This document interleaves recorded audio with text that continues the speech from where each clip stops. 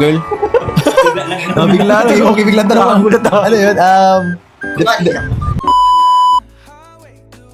Hello mga Kalingap, for this video mga Kalingap, pag-update tayo kay Kalingap Ido. Ito yung vlog ni Sir Olive no, na tinanong niya si Kalingap Ido kung willing ba siyang babalikan ang taong nanakit sa kanya or gumawa ng sa kanyang kasamaan no.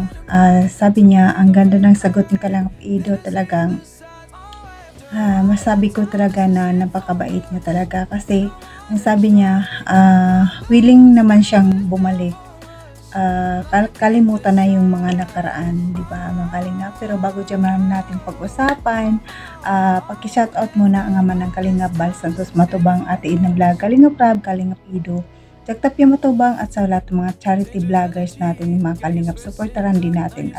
At ang yung lingkod sa araw na ito nang humingi ng inyong support, Jasmine05 channel. Kung di ka pa nakasubscribe, paki-subscribe and click ng notification bell para notify ka palagi sa aking mga ina-upload mga Kalingap. At paki-share and like mga Kalingap ang aking video para suwakin ito sa panglasa ni YouTube. At supportaran din natin ang ating Kalingap partners. At bago dyan tayo manood ng video, batiin ko muna kayo ng magandang araw, magandang gabi kung saan sulok ng mundo tayo naroon ngayon, mapa Pilipinas, mapa Mindanao, mapa OFW man tayo. Sang hiling ko lang, sana ay nasa mabuti tayong palagayan and good health lang tayo mga Kalingap. At tara na mga Kalingap, samahan nyo ako manood ng video at bago tayo magbigay ng komento, tara samahan nyo ako. Let's go, 1, 2, 3, go! Pwedeng maghanap ka ng iba, pero... Madali lang yung sabihin. Oo. Sa amin kasi I mean, pwede kayo maghanap ng iba, pero... kaming mga... Hindi yung kadali sa Pero, syempre, ang mga lalaki, pag nagmahal ano pa rin ng babae, ano pa rin isa lang yan. tawag dito, nilito ako sa'yo. Ano pa rin, yung sama na nangyari, ano pa rin dapat kahit pa paano. Para mas maganda baga mag-separate list ng magandang nangyari. Yes. Hindi yung separate list ng lahat ng sama na loob. Kasi, Correct. dadalhin mo yan habang buhay. May message. Dadalhin mo na habang buhay. May message. Never ako. Saka ako yung tao na hindi nagkatayo ng sama na loob ng matagal. So, Pero kung sakali bro, naniniwala ka ba sa second chance? hindi ko alam. Sa second chance ba? Halimbawa, may pagkakataon ulit or may chance na maging maayos kayo ulit. Ano ka ba? Hoping ka ba na mangyari? Open ka kumbaga. Open ako sa pakikipag-ayos. Yun naman talaga ang process. Hindi, bukod sa pakikipag-ayos, halimbawa, pakikipag-ayos pero parang reconciliation, parang ano ba, pagpapatawad sa isa't isa. Yun. Pero yung pagpapatawad nyo sa isa't isa is yun yung simula ulit para maging ano kayo ulit. Open ka sa ganun sa tingin mo. Depende Depende yun sa mga mangyayari. Pero sa tingin ko ngayon pa lang, sa ngayon lang, ang kaya ko lang pang i-raise yung pagiging kasi hindi nawala yung yung pagiging tawag dito. Yung samahan na dati, hindi nawala yun. Dati pa rin, kumbaga. Yung parang, yun yung nangingibabaw eh. Yung nangingibabaw yung bad side. Yung mga good memories, mas nangingibabaw yung mga good memories. Hindi ko iniisip yung mga pangit na alaala. Kasi, ang pangit nung pipiliin mo yung pangit na alaala. Kalimutan mo lang. Kasi, di mo yun habang buhay mo. Ikaw ang magdadala nun eh. Oo. Hanggat di mo nire-release yun, Wala. di ka makukontent sa buhay mo. Yes, correct. Tama yun. Kumbaga, ang pagpapatawad yun yung doon tayo nagiging malaya. Oh, yes. Sabi baga, the truth will set you free. Yes. At saka yung forgiveness baga. Yes. Forgiveness sa isang tao. Saka, yun naman leksyon ng sa pagdadaan tayo lagi. Sa buhay. Saka sa Diyos, yun ang pinaka-leksyon. Lagi natin pagmamahal ang pinakapangunahin. Pagmamahal yung piliin. Oo, laging love ang unahin. Yun. Para at least. Kasi pag masama kasi yung nasa isip mo na revenge yung mangyayari Ay, dyan. pangit yung revenge Diba? kasi laging sa dulo, walang hindi, parang magulo-gulo lagi yung mo eh. Walang Puro revenge. magandang kahihantungan. Oo, sa war baga, wala namang panalo sa war eh. Oo. Laging lahat may casualty sa both parties. Oo. Ang pinaka-the best dyan, Peace magkaayos. talk. Oo. Yes. Kagaya ni Preda, mapagmahal. Lahat minamahal basta lalaki. Oh, si Preda, kagaya ni Preda. Ano lang, chill lang to si Preda, di ba? Yes. Di ba ikaw, Preda, chill ka lang? Mahal na mahal ko si Sir. Kasi nandito na, ang tagal na wala sa akin. Kasi na ba ganyan? Paano kung may dumating na girl? May dumating na girl. Bigla na. Okay, bigla na. Ano yun? Depende yun kung yung girl na yun ay magparamdam sa isa, halimbawa sa akin o sa ano, ng tamang ano. Ibang girl yun sinasabi ni Preda to Oo, lang. ibang girl. Ah. Depende. Kasi syempre kung wala na talaga, syempre hindi ka man pwede mag-stay ng ano ng matagal. Kasi Siyempre, kawawa ka din, di ba buhay mo, kailangan mas... magsusulo ka eh. Oo. Kailangan pasahin mo ang buhay mo. Dapat enjoy. Ako solong buhay lang din naman. Dalaga. Yun ang ano, good question. Grabe tanong ni Preda. Nabigla ko sa tanong ni Preda, bro. O ano pa, pangalawang question kay Kuya Edo. Girl po. Paano kunwari yung magbalik yung girl sa kanya? Yung una niyang girl. Yung girl ang bumalik sa kanya, di ba? Gagawin niya. Tatanggapin niya ba yun? kasi ang may kasalanan yata yung girl, hindi naman ikaw. Galing nito ah. Oo, ang pagkakaano ko, magnet. Saan ito nagkakabit? Anong sagot mo doon? Patawad ka ng sinabi ko, yun ang pinakaunang hanin. First na gagawin. Magpaano ka, magpakumbaba parehas para mas maging okay ang ano lahat. Tatanggapin pa ba niya yun? Siyempre, Oo, syempre. yun ang aral sa ano eh. Kasi yun yung love Ng niya aral eh. na binano ng Diyos sa Oo, tapos maging marunong tayo mag... Sila pa rin naman Patawad. talaga. Pinaghihiwalay lang Pagmamahalan. sila ng tao. Yun. Tao lang yung... Tao lang ang Oo. sumisira, yung mga basher lang yung basher, Yes. pero Hiwalay sa kanila. sila pa rin talaga. Kaya, pag gusto ni Sir Ed itong si Wency, di pumunta siya doon para mapasa kanya ulit ito si Wency. Tapos si Wency, bumalik sa'yo. Oo, tapos Ang baklas na magtanong to ah. Hinahatsin ko ah. ang dami kong alam doon, no? Pero ako nga wala naman. Bigla ako.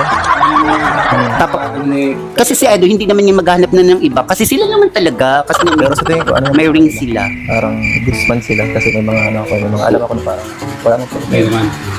Si Sir naman, ang asawa lang nito si Marian Rivera, si Ma'am parang ganun Prendel. naman, trato nila pa rin. Oo. Si Ma'am Prendel. Ano dyan bro? Ikaw magsikilos.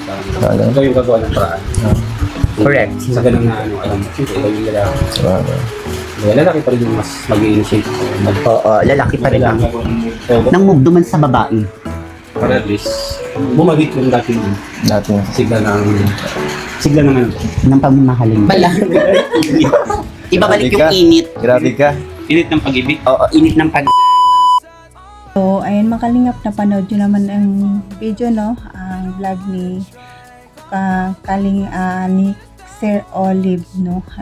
Napakaklaro talaga yung kanyang tanong at tinanong niya kung willing ba si Kalingap Ido makipagbati sa mga taong gumawa sa kanya ng hindi maganda, di ba? Ang sagot niya, talagang vibes lang talaga si Kalingap Ido, hindi niya tinitingnan yung mga nakaraan.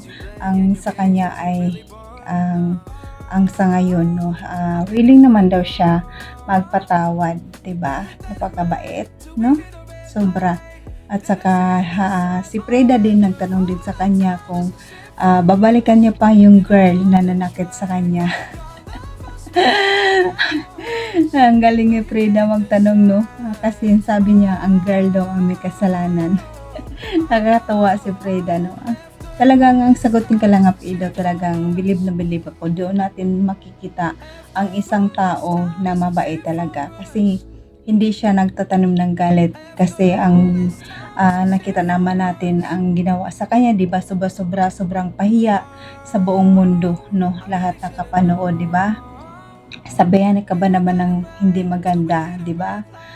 Nakakahiya yun, pero si Kalingap Ido wala siyang iniisip, kundi willing pa rin siya makipagbati kung sakali, no? Kasi sabi niya tinitingnan niya yung pinagsamahan nila, no? Ang pagsasama, di ba? May pinagsamahan sila na medyo matagal, kaya yung tinitingnan niya talaga yung ganon. Kaya hangang-hanga kami sa kabaitan ni Kalingap Ido at palagi pa natin i-support sa kanya ang kanyang mga charity upload, kasi marami din siyang mga upload niya.